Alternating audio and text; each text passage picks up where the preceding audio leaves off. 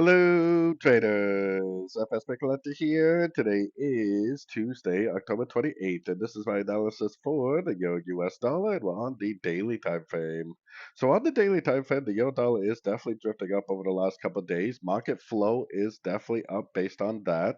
But if we're talking about market structure, the trend is definitely still down. Technically, the last real structure is right here because that's when price went down and made a new low.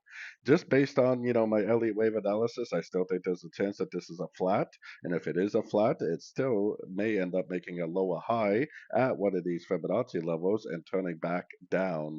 So, anyways, going down to the 1 hour time frame.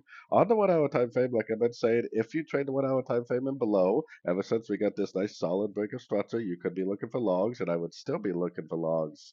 If not, then I would be waiting to see if it bounces from one of these last couple Fibonacci levels, makes an engulfing move down, makes a break of structure. If price makes a break of structure at either one of these Fib levels, the 61 or the 78, then I would stop looking for logs and start looking for shorts again.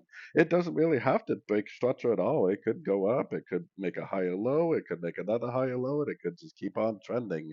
So that's why I would be recommending logs for the short time frame traders until or unless we get that nice solid breaker structure to the downside at a Fibonacci retracement level of this whole last move down.